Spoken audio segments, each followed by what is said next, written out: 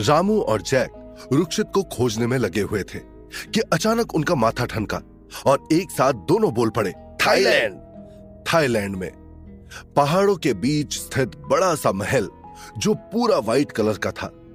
महल इतना बड़ा और खूबसूरत था कि दूर से भी देखो तो बेहद आलीशान नजर आता था। आसपास घने लंबे पेड़ थे जो उस महल को ढकने की नाकाम कोशिश कर रहे थे। महल के बाहर बहुत ज्यादा सिक्योरिटी थी। इसी महल के अंदर एक आलीशान कमरे में रुक्षित लेटा हुआ था। उसके पूरे शरीर पर तरह तरह की जड़ी बूटियों के लेप और पट्टियां लगी हुई थी। बेजान सा वो बेड पर लेटा हुआ था। तभी उस कमरे का गेट खुला और एक आदमी अंदर आया। यह आदमी दिखने में किसी राजा जैसा लग रहा था। उसकी लंबी मूछें थी। उसने अपने दोनों हाथों को अपनी पीठ के पीछे की तरफ किया हुआ था और वो अपनी गहरी नजरों से रुक्षित को देख रहा था। वो बड़े गौर से उसे देख रहा था और लगभग 1 महीने से वो यही कर रहा था। वो रोज थोड़ी देर रुक्षित के पास बैठ जाता, फिर उठकर वहां से चला जाता। उसके साथ एक और आदमी था। उसे देखने से और उसके पहनावे से साफ पता चल रहा था कि वो उस राजा का सेवक है।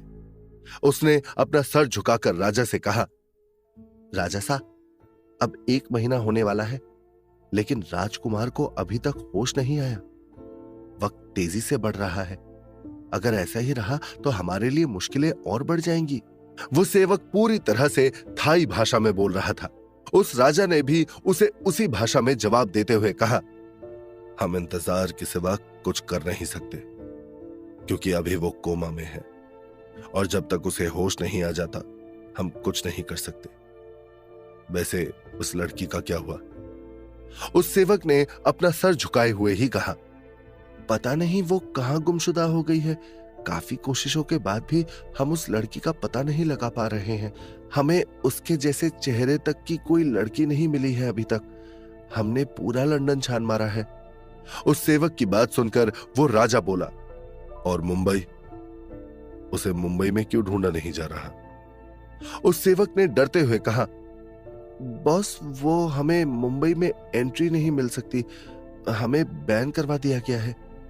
उस राजा ने सर हिलाया और रुक्षित को घूरते हुए बोला, तुम लाख कोशिश कर लो, लेकिन तुम्हें तुम्हारा मकसद कभी पूरा करने नहीं दूंगा। तुम्हें वहां हम जाने नहीं देंगे। वो दगाबाज आदमी हमसे गद्दारी करके चला गया।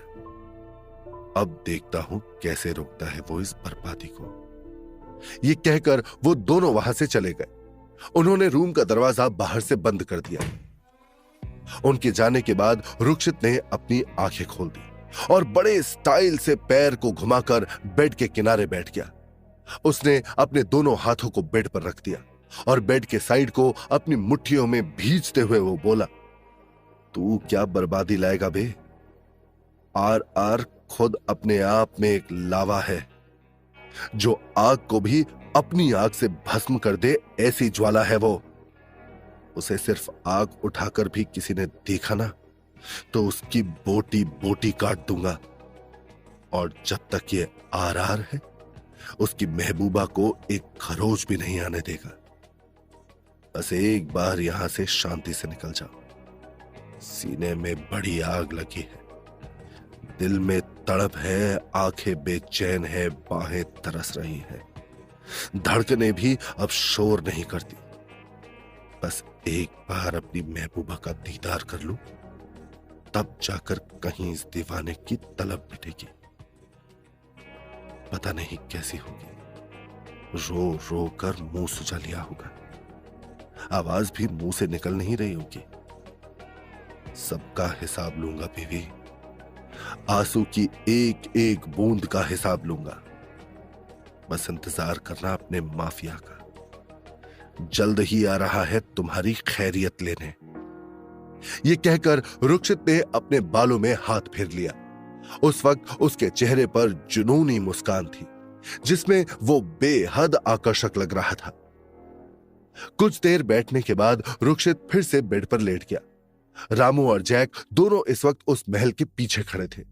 रामू ने जैक को देखते हुए कहा, अब इतने बड़े महल में उसे कहां ढूंढे? जैक ने अपना सर खुजलाया और बोला, इसके लिए हमें यहां से किसी को फंसाना होगा, नहीं तो रूम चेक करने होंगे। रामू ने सर हिलाया और दोनों छुपते छुपाते महल के पीछे के गेट से अंदर घुस गए। इसके लिए उन्हें ज्यादा मेहनत नहीं करनी पड़ी, क्योंकि उनके लिए यह बाएं हाथ का काम था।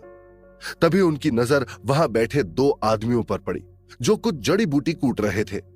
जैक और रामू थोड़ी देर वहीं छुपकर बैठे रहे और चारों तरफ अपनी नजरें घुमाते रहे। तभी उनकी नजर उन्हीं दो आदमियों पर पड़ी। वो अब महल के अंदर जा रहे थे। रामू और जैक ने उनका पीछा किया। वो दोनों आदमी एक कमरे में घुस गए, जिसे देख रामू और जैक भी उनके पीछे उस कमरे में घुस गए। तभी उनकी नजर सामने बेड पर गई, जहां रुक्षित बेड पर लेटा हुआ था। जैक और रामू ने जल्दी से उन दो आदमियों को पीछे से पकड़ लिया और बिना एक पल गवाए उनकी गर्दन को ट्विस्ट कर दिया। हड्डी टूटने की आवाज हुई और वो दोनों आदमी जमीन पर गिर पड़े। रुक्षित ने आंखें बंद किए ही कातिल मुस्कान के साथ बड़े ही खतरनाक अंदाज में कहा, तो तुम दोनों अब आ रहे हो। तुम्हारा दिमाग आजकल बहुत धीरे दौड़ने लगा है। ये कहते वक्त रुक्षित ने अपनी आंखें खोल दी और उठकर खड़ा हो गया।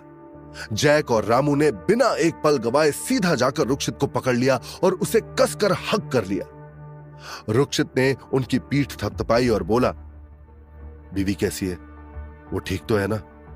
उसकी बात सुनकर रामू ने उसे अब तक की सारी कहानी सुना दी, जिसे सुनकर रुक्षित एकदम से तमतमा उठा और खींचते हुए बोला, बीवी, तुम सिर्फ मेरी हो, सिर्फ मेरी।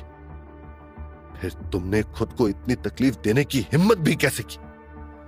तुम क्यों भूल जाती हो कि तुम्हें तकलीफ देने का हक किसी को नहीं है, खुद तुम्हें भी नहीं। मुंबई। आरना केबिन में बैठी हुई थी। उसके सामने डेस्क पर कुछ जरूरी फाइल्स रखी हुई थी। आरना चेयर पर सर टिकाकर बैठी हुई थी और चेयर को गोल गोल घुमा रही थी। थोड़ी देर बाद उसने अपने सामने पड़ी एक फाइल को उठा लिया।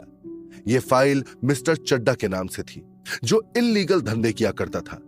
उसने आर को ऑफर दिया था कि उससे हाथ मिला ले, लेकिन आरना इन सब से बहुत ज्यादा परेशान हो गई थी। उसे बहुत दिनों से इसके लिए फोन आ रहे थे। आरना ने फाइल को एक बार फिर पढ़ा और जब उसे कुछ समझ नहीं आया तो उसने रामू को फोन कर दिया। दूसरी साइड थाईलैंड में रुक्षित की बात सुनकर रामू ने सर झुकाकर कहा, बहुत हिम्मत दिखाई है भाभी ने, टूटकर भी खुद को इतना मजबूत बना लिया और सब कुछ ठीक कर दिया, पर आपकी याद में आज भी रोती हैं वो। तभी उसका फोन रिंग हुआ, जिसे देख रामू ने जल्दी से फोन को जेब से बाहर निकाला तो उसने देखा उसे आरना का फोन आ रहा था। रामू ने नजर उठाकर रुक्षित को देखा, जो उसका फोन देख रहा था। रुक्षित ने उसे उठाने का इशारा किया। उसके कान तरस रहे थे उसकी महबूबा की आवाज सुनने के लिए। रामू ने फोन उठाकर स्पीकर ऑन कर दिया तो दूसरी साइड से आरना की परेशानी से भरी आवाज आई, भाई क्या आप फ्री हैं? जैसे ही आरना की आवाज रुक्षित के कानों में पड़ी, उसने जुनून से अपनी आंखें बंद कर ली और अपने सीने पर हाथ रख लिया। उसे ऐसा लग रहा था जैसे किसी ने उसके अंदर एक नई जान डाल दी हो। उसकी मुट्ठियां कस गई। तभी रामू आरना से बोला, हां भाभी कहिए ना, क्या कहना है आपको? आरना थोड़ी देर शांत रही और बोली, भाई कोई मिस्टर चड्डा करके है, हमारे साथ डील करना चाहते हैं, पर मुझे कुछ सही नहीं लग रहा है। मैं क्या करूं? मैंने उसे कई दफा मना किया, फिर भी वो बार बार अलग अलग ऑफर दे रहा है। मिस्टर चड्डा का नाम सुनकर सबकी आंखें गहरी हो गई। रुक्षित जो अपनी आंखें बंद किए हुए था, उसने अपनी आंखें एक झटके में खोल दी। उसकी आंखें हद से ज्यादा लाल हो गई थी। उसने गुस्से से फुफकारते हुए रामू को देखा। उसे ऐसे देख जैक और रामू डर गए। रामू समझ गया कि रुक्षित नाराज हो रहा है, तो उसने जल्दी से कहा, भाभी आप उसे मना कर दो और कहना अभी हम कोई भी डील फाइनल नहीं कर रहे हैं, जब करेंगे आपको इन्फॉर्म कर देंगे। आरना ने सर हिलाया और बोली, ठीक है भाई, बस आप अब जल्दी आइए और ये सारा कुछ संभालिए। अब मुझे इन सब से आजाद होना है। ये कहकर आरना ने फोन कट कर दिया, पर रुक्षित उसकी आवाज सुनकर समझ गया था कि कुछ तो गड़बड़ है। ये लड़की ऐसे निराश होकर क्यों बोल रही थी? रुक्षित ने अपनी गर्दन को हाथ से बुरी तरह से रगड़ दिया। उसे बहुत गुस्सा आ रहा था। उसने जैक और रामू को देखते हुए कहा, तुम दोनों यहां से जाओ, मैं यहां का सब सेटल करके जल्द ही वापस आ जाऊंगा। बीवी के साथ रहो, अगर उसे कुछ हुआ तो मैं सबकी लाशें बिछा दूंगा। जैक और रामू ने सर हिलाया और रुक्षित को कुछ चीजें पकड़ा दी और वो जैसे आए थे वैसे ही निकल गए। उन्होंने उन दोनों आदमियों को एक पेड़ के पास ले जाकर रख दिया और उस महल से चले गए। रुक्षित ने अपने बालों को कसकर पकड़ लिया। उसने खुद से ही कहा, और नहीं आरआर, और नहीं। कहीं तेरे मकसद के चलते तू अपनी जान को ना खो दे। अब बस बहुत हो गया। अब या तो आर होगा या पार। रुक्षित ने रामू की दी हुई चीजों से कुछ किया और फिर अलमारी के सामने जाकर खड़ा हो गया। उसने अलमारी को खोल दिया और सारे कपड़े एक साइड करके वहां मौजूद एक बटन को दबा दिया, जिससे वहां पर एक दरवाजा प्रकट हो गया। रुक्षित तेजी से उस दरवाजे के दूसरी तरफ बनी सुरंग के अंदर चला गया। रुक्षित 15 मिनट बाद महल के गेट के बाहर खड़ा था। उसके चेहरे पर एक गहरी मुस्कान थी और वो बोला, देखता हूं तुम मुझे कैसे रोकते हो।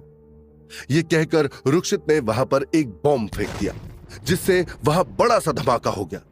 धमाके की आवाज सुनकर सब गार्ड सतर्क हो गए और सारे महल के गेट के पास आ गए। वो राजा भी अपनी बैल्कनी में आ गया और सामने देखने लगा। तभी उसकी नजर रुक्षित पर पड़ी, जो शान से वहां खड़ा था। राजा ने जब रुक्षित को देखा तो उसके चेहरे पर कुटिल मुस्कान आ गई और वो तेजी से महल के बाहर चले गए और बिल्कुल रुक्षित के सामने खड़े हो गए। उन्होंने रुक्षित को ऊपर से नीचे तक देखा और बोले, मुझे तुम पर शक तो हो ही गया था, लेकिन मानना पड़ेगा, क्या एक्टिंग थी तुम्हारी।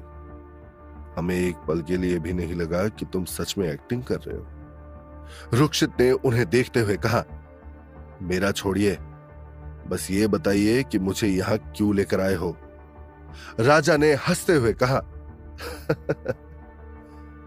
तुम्हें ध्यान से देखा जाए तो तुम बेवकूफ नहीं लगते।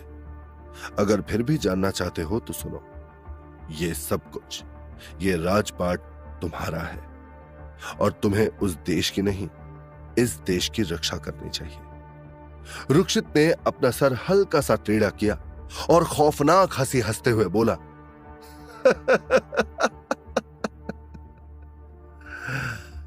चोर के घर चोर ही पैदा होता है, और अगर नहीं भी पैदा होता तो घर वाले उसे चोर बना ही देते हैं।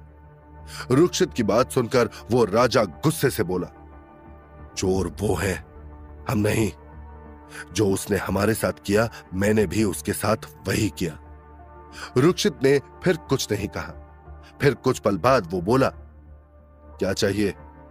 रुक्षित की बात सुनकर राजा ने ऐसा कुछ बोला कि रुक्षित के चेहरे की खौफनाक मुस्कान गायब हो गई और उसका चेहरा भयंकर काला पड़ गया।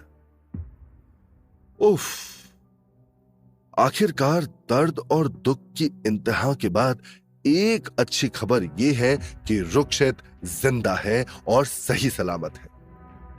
लेकिन वो किसकी कैद में रहा अब तक? कौन है वो राजा? और उसने ऐसा क्या कहा रुक्षित से कि रुक्षित के चेहरे का रंग बदल गया? कहानी ने लिया है फिर एक रोमांचक मोड़, लेकिन असली आनंद तो तब आएगा जब आप बने रहेंगे इस दास्तान के साथ। सुनिए इसका अगला भाग।